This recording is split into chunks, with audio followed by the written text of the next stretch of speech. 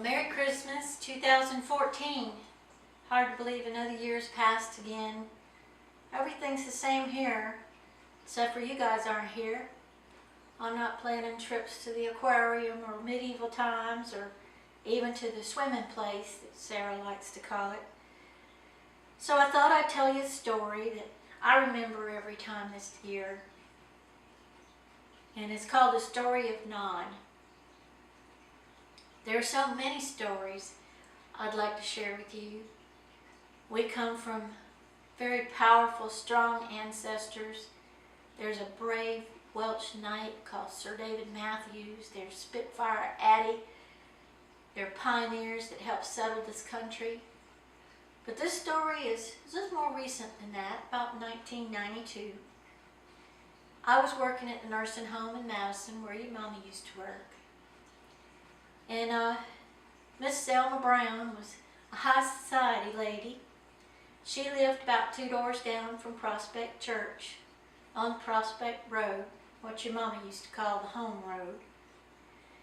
Well, in 1992, the Friday before Christmas was bitter cold, and there was a rare snow flurries flying through the air. Well, Miss Selma Brown called me on the phone, wanted me to stop by her house on the way home, that she had me a gift. Well, I was driving an old brown station wagon we used to call Nellie.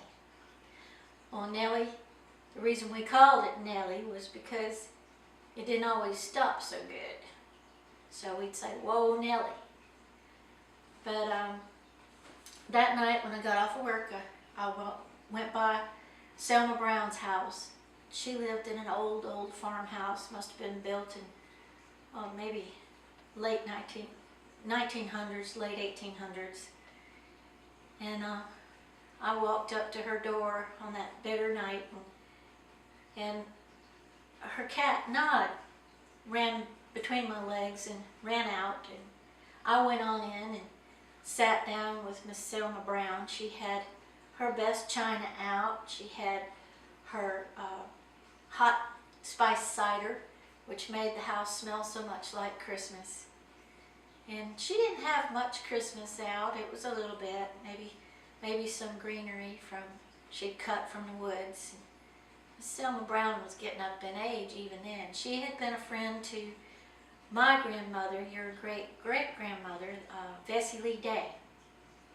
And Miss Selma was a fancy lady. She had been the president of the Fair Play Women's Club, and she liked to have her fine china and have the ladies over for tea. And we sat there and talked at her big oak table that looked like it had been handmade, and we drank the hot cider on her fine dishes and talked about my grandma. And she was lonely, and she had a gift for me, and it was a Santa Claus that she had made. You know these things that old ladies make from bleach bottles. It was a door ornament. And she was just lonely. It was Christmas. And I sat there and talked with her a while.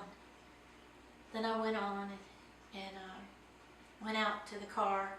The snow was starting to fall, which is a rarity here in Georgia. But I went out, cranked up the car.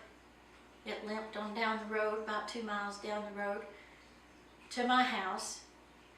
And I heard this horrible knocking noise in the car. And I thought, oh no, Nellie stayed broke more than she ran. I said, I hope I'm not on the side of the road on this cold night where I have to walk home in the dark, in the country. And but Nellie made it home. Well, the next day I went out to crank Nellie up, and she wouldn't crank. So I called Pop. Pop's always been there for me when I needed help, for sure. And he came out and lifted the hood of the car, and a puff of gray cat hair flew out. Oh my God, Nod had gotten hit by the fan in Nellie's engine. She apparently crawled up inside the car. This beautiful blue Persian cat crawled up inside wheel well to stay warm while I was inside talking to Miss Selma.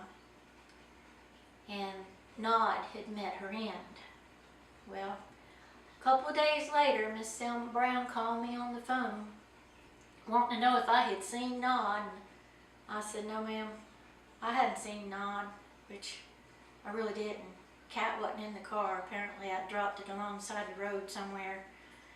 But I knew what had happened to Nod. But I didn't have the heart to tell her. I will tell you this, moral of the story is spend time with the older people in your life, the grandmas and the great-grandmas. Because sometimes at Christmas time, all they have is a little hot spiced cider, some memories, and a cat. So I love you very much. I hope you have a wonderful Christmas, and I'll send some more stories your way. Bye-bye.